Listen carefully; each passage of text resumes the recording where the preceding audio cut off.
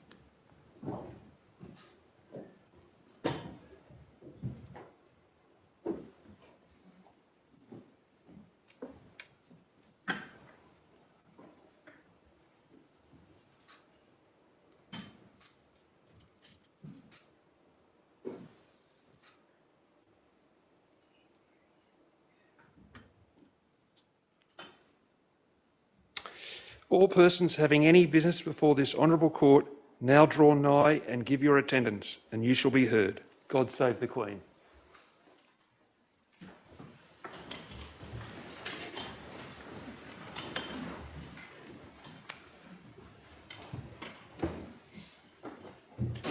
I'd like to begin today by respectfully acknowledging the traditional custodians of the land on which we meet, the Gadigal people of the Eora Nation, and pay my respects to their elders, past, present and emerging. Let me warmly welcome you all this morning to mark belatedly the occasion of the Honourable Clifton Hoeben's retirement as a Judge of Appeal and Chief Judge of the Common Law Division of the Court. Today is an opportunity for all of us to show our gratitude for your years of commitment to the administration of justice and to express our best wishes to you. It is a shame we could not have done this at the time of your retirement, but this is the next best thing. You served this court for 17 years, first as a Supreme Court judge, then as a Judge of Appeal, and finally as Chief Judge of Common Law. 17 long years it may have felt, but your time was marked by an in-court efficiency that will put the High Court special leave hearings to shame. I'm told that as presiding judge, particularly in the Court of Criminal Appeal, you would often speak these words that some barristers dreaded to hear. We've read your written submissions. Is there anything you wish to add? Valuable court time is not to be wasted. Of course, this was always done with your trademark politeness and respect. For my part, I've known you much longer than 17 years, closer to the order of 6 decades. At school, you were a brilliant student, much more so than me, and you developed early on a great love and mind for Latin and ancient Greek. In fact, Latin is so second nature to you that you seem to sometimes assume that everyone else has your same remarkable aptitude. I wish it was true. It is reported that when you would dictate, as you would so frequently do, you would take the utmost care to spell out words lest the typist make a mistake. Things like Smith, S-M-I-T-H, or Roman numeral 1, that is lowercase 1. However, you would forget to spell out whole lines of Latin, which came so naturally to you, although I'm told it didn't necessarily come naturally to all your staff. Of course, I could not speak properly about you without mentioning your long-standing service to the military. After graduating as Ducks of Review, you were enlisted in the Sydney University Regiment and rose to the rank of Sergeant, then Captain. You were promoted Major whilst at Headquarters 5th Task Force. You were promoted to Lieutenant Colonel and appointed Commanding Officer of the University of New South Wales Regiment. Professionalism was very important to you, as has been evident in your judicial life. You had various other postings and were promoted Colonel and then Major General. You led the 8th Brigade in a complex defence exercise in the Northern Territory. You were appointed Commander of the 2nd Division where you prepared reservists for deployment in East Timor and provided 800 soldiers to carry out security duties for the 2000 Olympic Games. I recall meeting you in the street one day and you told me what you were doing. I decided at that stage I wouldn't go to the Olympics, it was too dangerous. And believe it or not, photos from your earlier years reveal that you supported a glorious moustache, the likes of which people like me could only dream of.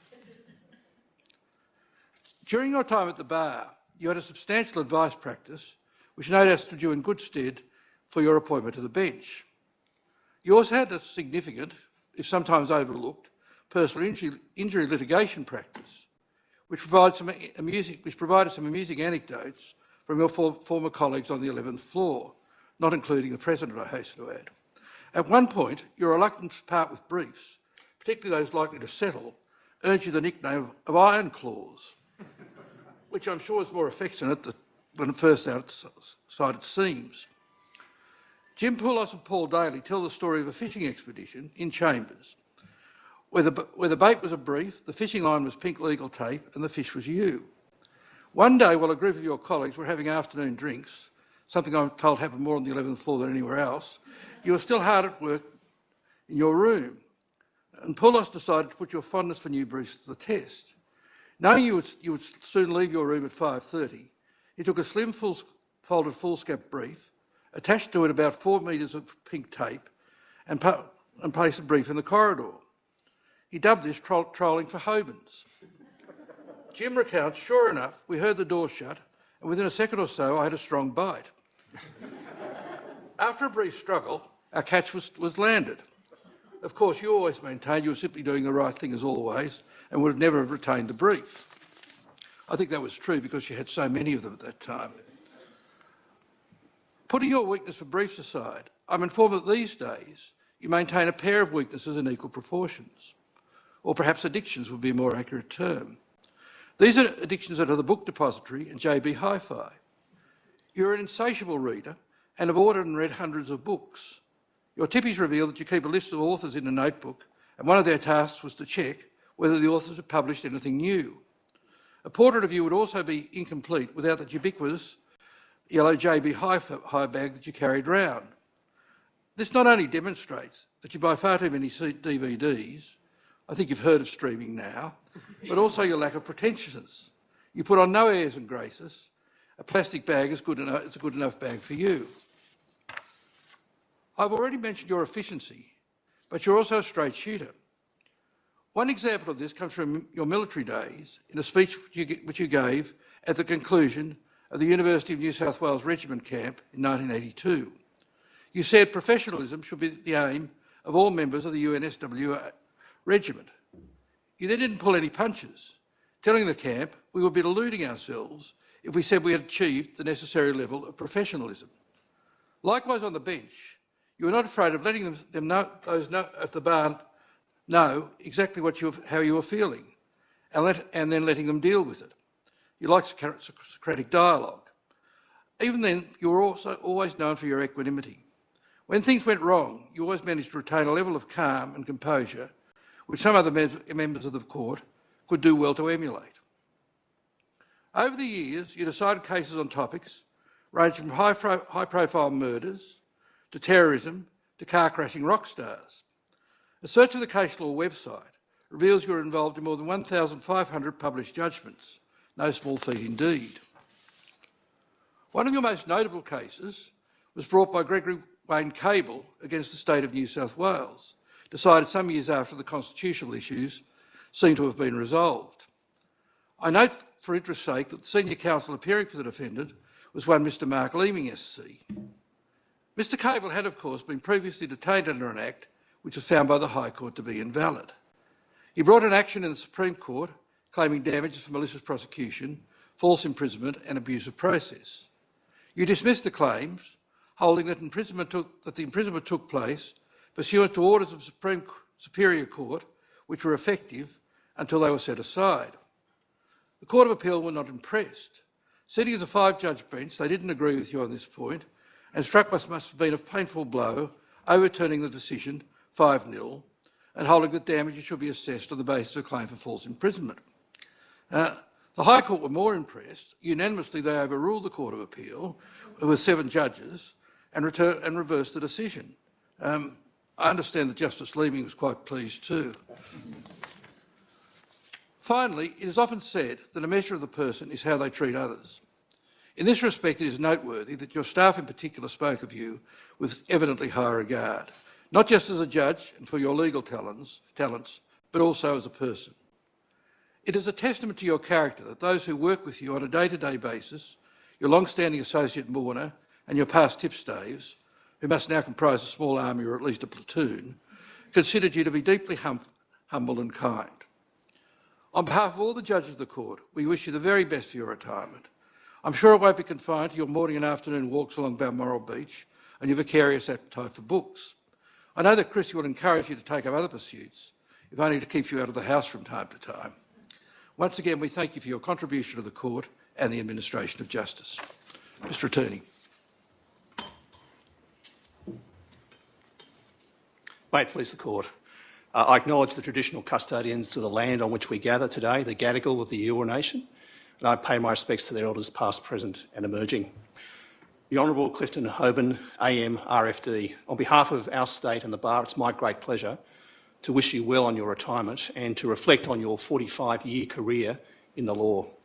I acknowledge your family and in particular your wife Christabel, daughter Emma, who's followed in your footsteps in the law, son-in-law Duncan and grandchildren Lockie and Chloe. Each shares in some way with your achievements today.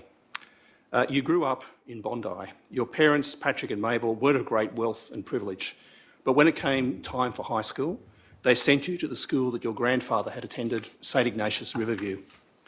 At school, you were keen on all sports, including rugby. You were also a keen debater, leading the Riverview team to first place in the 1964 GPS debating competition. You were also a school prefect, and you had another love at Riverview, the classics. Your devotion to the classics brought you to the army via a circuitous route. Ancient Greek was one of the last exams scheduled in the leaving certificate. You applied yourself to study. Meanwhile, your friends, free and unchained from the desk, nabbed all the part-time jobs. As it happened, the University of Sydney Regiment was seeking reservists. They were paying £15, 5 shillings, tax-free a week. You signed up and at the same time graduated from Riverview as ducks. You intended to study law at the University of Sydney, but somehow you were persuaded to study an entire degree in the classics, ancient Greek and Latin. Many classics scholars go on to be academics, but you went into the law. Between 1968 and 1970, you taught classics at Riverview, as well as attending university full-time. And to no one's surprise, you graduated with honours in law as well.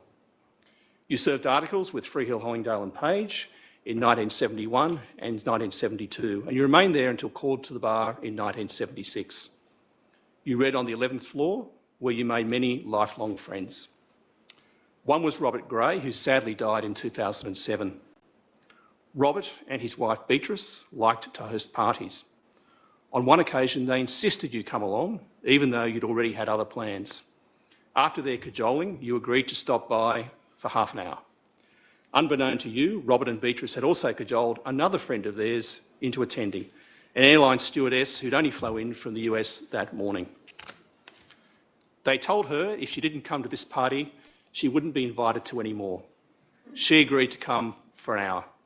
She was Chrissy, now your wife of 35 years. You played for Eastern Suburbs Rugby Club in the lower grades and you achieved the milestone of 100 games and you coached the 4th grade team for 3 years. In 1984, you completed your Masters of Law at Sydney University, again with honours. Your thesis was on the interface between workers' compensation and common law, a difficult area. Some who've practiced in it for decades still don't understand it. Sections 151G, 151H and 151Z of the Workers' Compensation Act were a headache for many. Following the case of Leonard and Graham Smith, you made a submission to the Supreme Court that solved a problem for everyone. You provided a formula for employees awarded workers' compensation damages. It was a significant contribution. As time went by, your work garnered the attention of authorities, including the state government. As a barrister, you were a prodigious worker. You also worked on some big cases.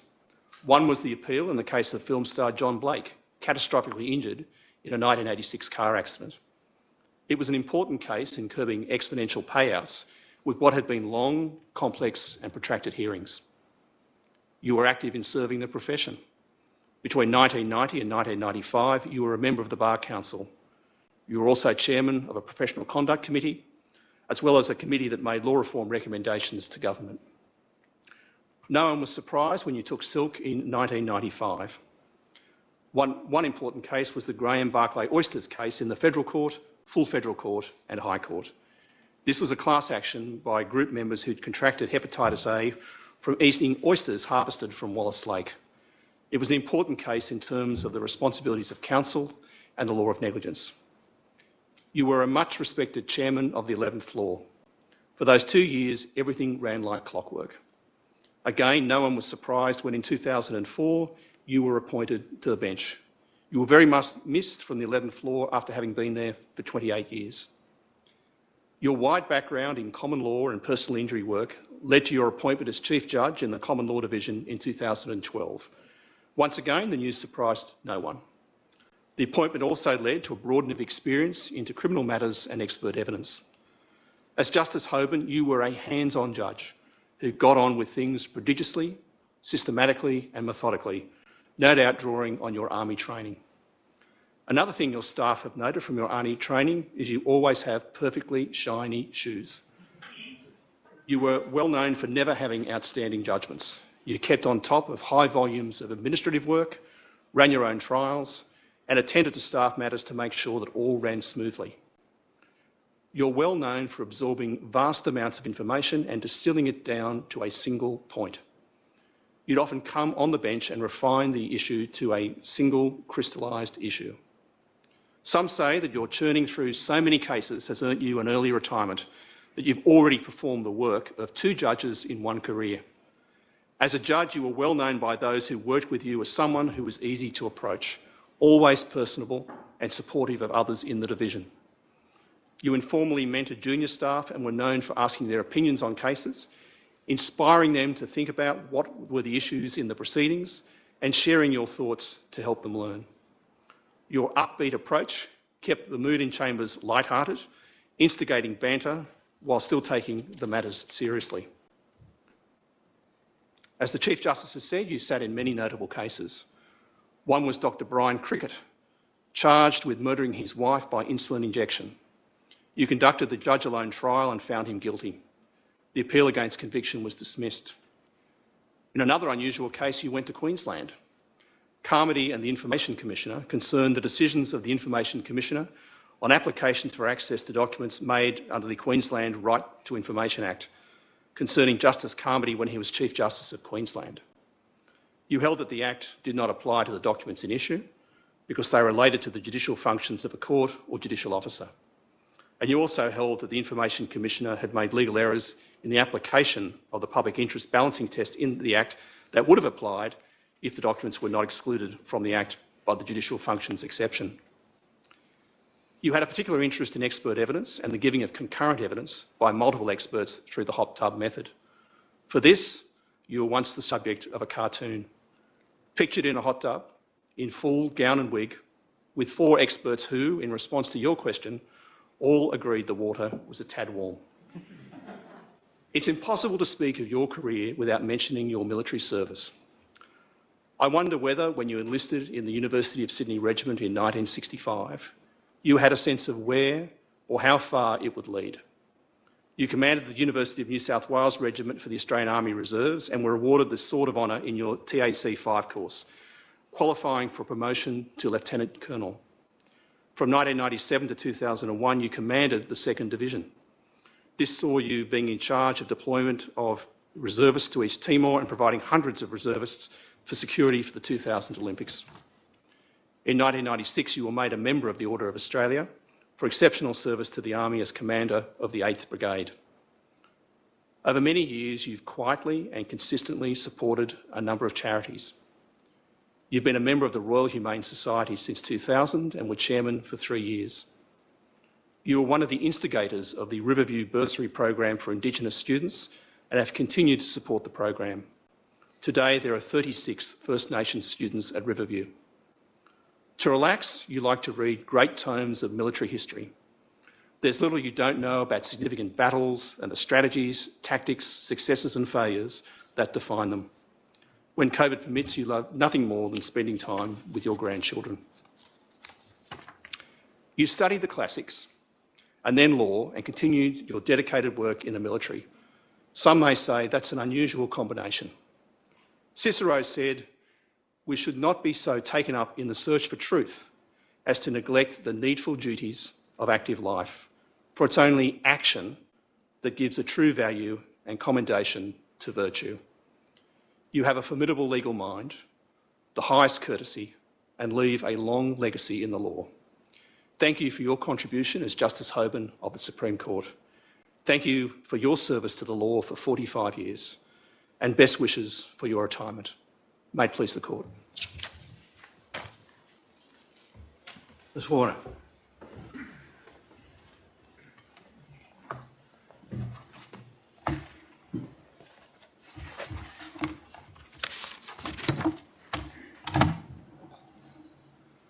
I'm a bit short, so I have to move this forward. May it please the Court. I too acknowledge the traditional custodians of the land on which we gather, the Gadigal people of the Eora Nation, and I pay my respects to their elders, past, present and emerging. And I extend those respects to the elders of any other lands from which today's proceedings may be viewed. And I acknowledge and extend my respects to any Aboriginal and Torres Strait Islander people who may be present today.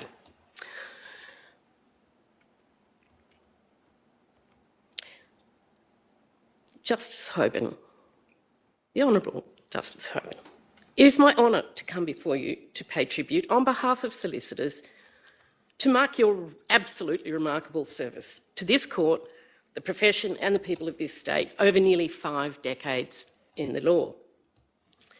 I'm particularly happy to do so because you are part of the extended Freehills family,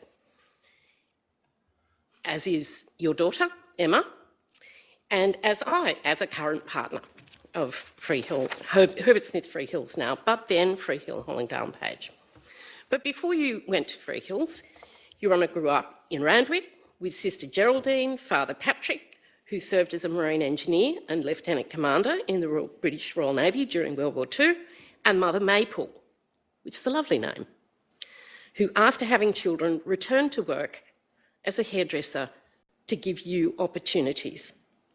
Graduating Dux of St Ignatius Riverview, your interest in the classics was shaped by 2 legendary figures, the late Charles Fraser, SJ, the Jesuit classicist and larrikin, who taught several future judges, and Professor Athanasius Treweek. And I must say, I'm not quite sure what his parents were thinking when they called him Athanasius Treweek. The linguist, mathematician, and indeed codebreaker at Sydney University. Graduating in arts with honours, you then taught classical languages at your alma mater. In 2009, a judge, then being welcomed to this bench, reflected on the curious life intersection that was your honour teaching him Caesar's account of the Gallic War as a relief teacher. You then arrived at Freehill Hollandale Page, and I'm going to read from your swearing-in speech because you say it much better than I could. And I quote, "I was again very fortunate in obtaining articles at Freehill Hollandale Page. My master solicitor was the late Thomas Owen Jones.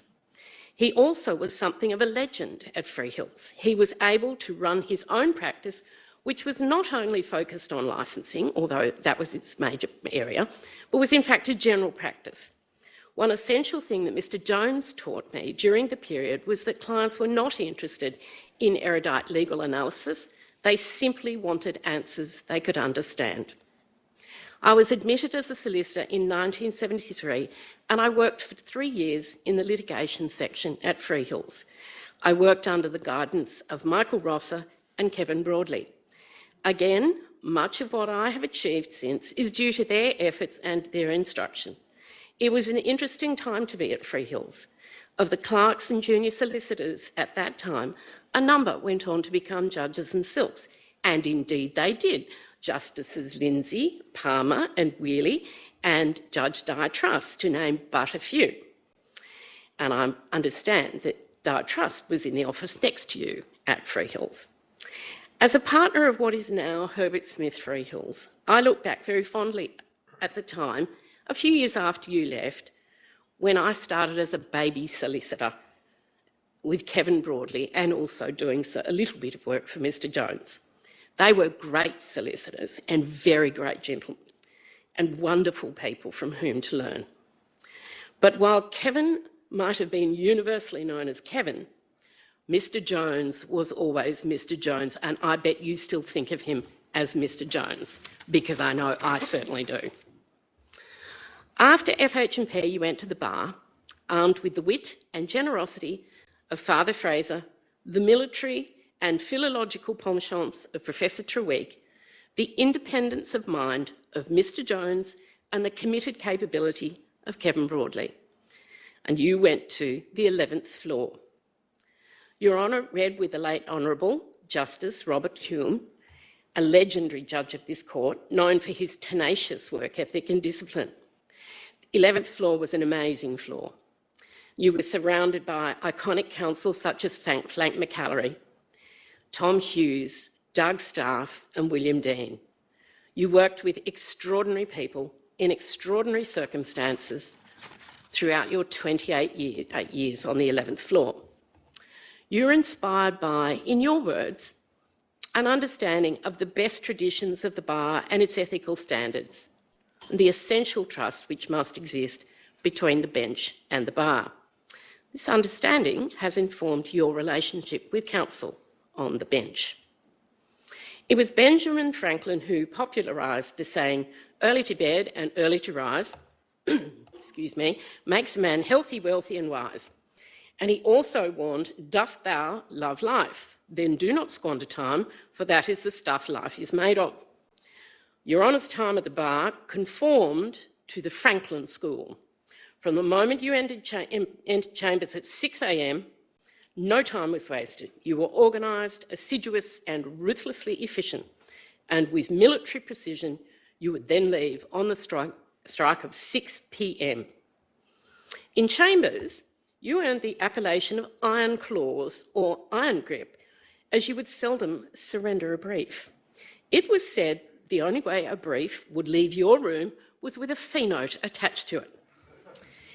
And you must have absorbed that from Kevin Broadley, whose mantra was the best people doing the best work for the best clients who pay by return. You manage a large and very busy practice in dust diseases, insurance claims, common law matters, personal injury matters and equity. You're a tough but ethical negotiator, unfailingly well prepared and focused in presentation. You appeared as a successful appellate's counsel in the seminal High Court case, Graham Barclay, Oysters and Ryan, as well as the appeal involving the damages for the tragic Gallipoli film star John Blake. Your Honour's transition to the bench formed a natural extension of your success at the bar with your time as a Judge of Appeal and Chief Judge at Common Law, exceedingly successful. You've been known as an astute and practical judge, running your court in the manner of a benevolent senior commander, with your commanding officers around you. You expected counsel to be fully briefed and across what is happening in their theatre of operations. However, you were occasionally equally forgiving regarding the fog of war that crops up in litigation, acknowledging the element of the unpredictable. You have engaged in judicial education overseas, including in New Zealand and China, where you presented to judicial colleges in Beijing and Shanghai. You've been prolific in contributions serving as common law list judge, managed the general case management list and the defamation list, participated in the Rule Committee, Alternative Dispute Resolution Steering Committee, Building Committee, Common Law Users Committee, Education Committee, Court of Criminal Appeal Committee, and Crime Users Group, Media Consultation Group, haven't finished yet, Judicial Remuneration Committee, and the Chief Justice's Executive Committee. Your Honour's associates and tipstaves fondly recall your grace and generosity with your time, quick wit in conversation, dedication to the Monday crossword puzzle, and marching around the room dictating judgments. Part of the job involved making several cups of tea daily to facilitate your chain drinking of brew tea. Your military career was also characterised by excellence. Enlisting in the Sydney University Regiment after finishing school, you ultimately became commanding officer of the UNSW Regiment, or that other place to fellow graduates of the University of Sydney, before becoming Reserve Commander of Staff College and Commander of the 8th Brigade. You were promoted to Major General, serving as the Commander of the 2nd Division you deployed reservists to East Timor and helped manage security for the 2000 Olympic Games. And I went to the 2000 Olympic Games. There was absolutely no problem with terrorists there, so you did a good job. Outside of the law, you're fond of reading and exercise, and often to be found walking the promenade at Balmoral, where undoubtedly I'll run into you. Your Honour is still keen on rugby, having played as a forward for the Eastern Suburbs Rugby Club in early days, when the legendary Paul Daly, OAM, happened to be working. Your charitable contributions are many, including to the Royal Humane Society of New South Wales and the Royal United Service Institution. Your wife Christabel, daughter Emma, son-in-law Duncan, and grandchildren Lockie and Chloe are immensely proud of you. In something of a full circle, Emma herself gained a wealth of experience as a solicitor at Freehills for a number of years. Your Honour is a doting grandfather. Your latest habit, the acquisition of Lego for 6-year-old Lockie. Our community owes you a great debt of gratitude for your magnificent contribution to it. You represent the best traditions of service to the law, state and country. I pay tribute to your legacy and wish you the very best in a rewarding retirement, and watch out for those Lego pieces. They're a killer if you step on them. As the court pleases. Justice Hoeben, if I can still call you that. Yes, thank you, Chief Justice. Chief Justice, Mr Attorney, Ms Warner, colleagues and friends. Like the earlier speakers, I also begin by paying my respects to the traditional owners of the land on which we meet and their elders, both past, present and emerging. May I thank the previous speakers for their very generous words indeed. I think they've done more than justice to my career, and I'm quite humbled by the expressions that have been made here today. I was particularly pleased to be reminded, I have to say, of one of the great contacts I had over the years, and that was Professor Treweek, who was, in my opinion, a genuine genius, an amazing man to work under when we were studying ancient Greek, and also with a most extraordinary history himself, being one of those eccentrics who worked out of Bletchley Manor. And as somebody said about Professor Treweek, somebody who has translated a 4,000-year-old language for the first time is not going to be stopped by a German naval code, such was the case. On the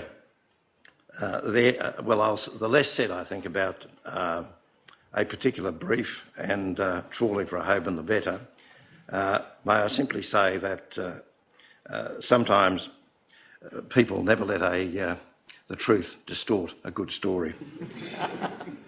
Moving on perhaps to more serious matters, on the occasion of my swearing in 17 years ago, I said that I hoped that I would be ready to take on the responsibilities of a judge in due course. Little did I know that I'd be called upon to make such a decision as early as I was. A mere matter of weeks after I'd been sworn in, the Supreme Court conference took place in Bowral. And I should perhaps just add, by way of background, while at the bar, I had never run a criminal trial. Apart from the occasional appearance before a magistrate, it was pretty much all civil work. So when the conference in Bowral commenced, I was very, very keen to attend a series of sessions entitled Recent Developments in the Criminal Law. Unfortunately for my morale, reference was made to a number of recent criminal cases which I'd never read. There was also a very vigorous debate concerning a matter of Way v the Queen, and also something which I knew nothing about, and that was a standard non-parole period. It made it very clear to me that I had a lot of catching up to do, and I had to do it very quickly. Fortunately for me, the Common Law Division has a wonderful capacity for taking persons with little or no knowledge of the criminal law and not only providing that knowledge, but creating a real enthusiasm for the criminal law and for running criminal trials. And certainly I was the benefit of that particular approach. I was allocated my first criminal trial in May 2005 in Orange. The trial lasted 5 weeks. The then Chief Judge at Common Law, James Wood, used to telephone me 2 or 3 times a week simply to find out how I was going. His confirmation of various steps which I'd taken in the trial gave me enormous confidence, so I was able to press on. As it turned on, I needed all that confidence. It was probably one of the most difficult trials, and I've run quite a few, that I've ever conducted. The principal Crown witness was deaf and used the Auslan sign language to communicate. That then had to be translated and interpreted for the jury. Provocation, self-defence and manslaughter were well in play. The trial also introduced me for the first time to country juries who I found over the years to be somewhat more robust in making findings of guilt than their city counterparts. In this trial, the jury was only prepared to deliver their verdict, this being on the 6th day of consultation, provided they were allowed to stay for lunch. We said we were so keen to obtain a verdict, we were prepared to pay any price, and we agreed that that was an appropriate step to take. Unfortunately, the consequences were less than appropriate. It turned out that one of the reasons for the lunch was for the jury to celebrate the birthday of one of their number. We then had a somewhat extraordinary situation at the end of the trial with the words of happy birthday coming from the jury room and me trying to carry out the rather serious formalities associated with making a finding of guilty.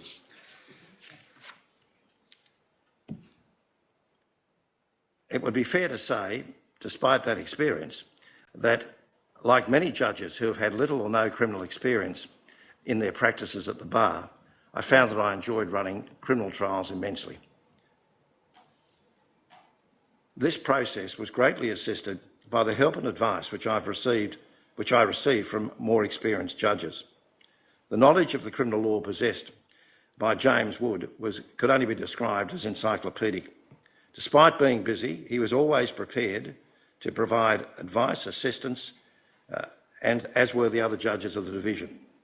But I should observe that I was particularly helped by John Dunford, Tim Studdert, and as already indicated, the late Robert Hoeben. The next couple of years passed quickly as I increased my knowledge of the criminal law and I hope my expertise as a judge. In due course, James Wood retired and was replaced by Peter McClellan.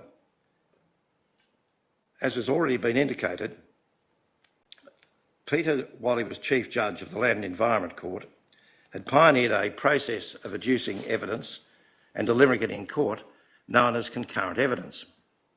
Peter was an ardent supporter of the process, and he directed me to develop a protocol in the division to ensure that the concurrent evidence methodology was used throughout in civil matters.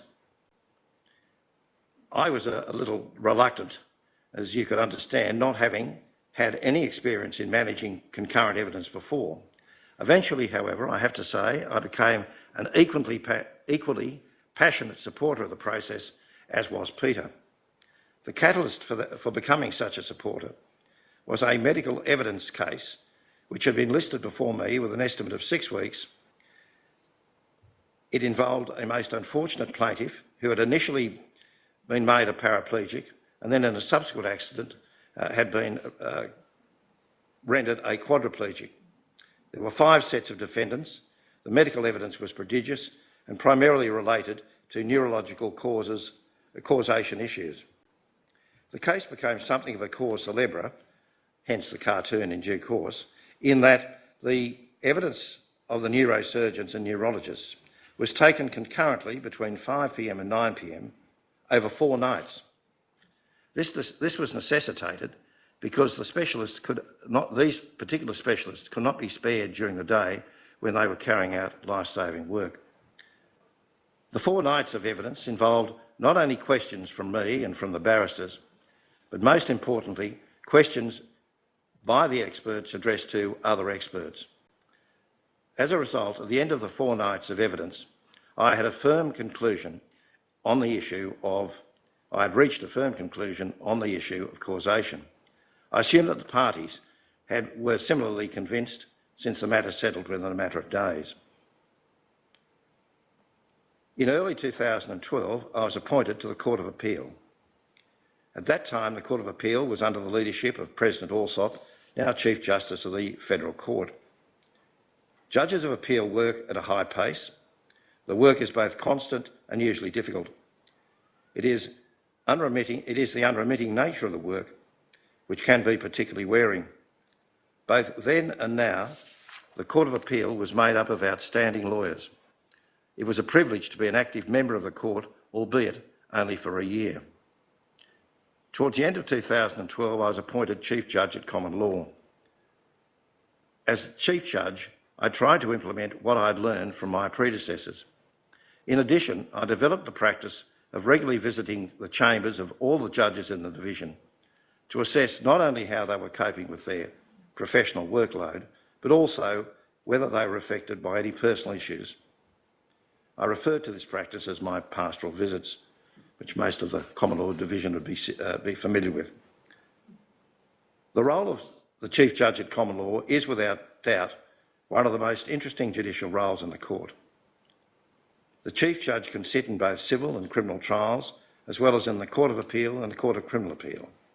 The Chief Judge is confronted with a fascinating variety of issues across significant areas of the law. In addition, I found that it was most important that the Chief Judge regularly sit in criminal trials. The reason for this is obvious. If one is criticising first instance judges, particularly from the District Court, it is necessary to understand the pressures to which they are exposed and under which they work. There is no doubt that the task of a trial judge in a busy court imposes significant burdens. There will always be decisions with which others do not agree. Although the appeal process must correct error, it must also ensure that trial judges are supported and encouraged. The work of the Court of Criminal Appeal, where I spent the majority of my time, provides a continuous and varying list of complex legal issues. Sentencing can present particularly difficult challenges. The Court of Criminal Appeal plays a fundamental role in establishing sentencing standards throughout New South Wales. Few people outside the court appreciate how difficult the task of sentencing can be. While public discussion of sentencing is important, judges must sentence having regard to all relevant facts and, of course, statutory and common law principles. In my years on the bench, I've served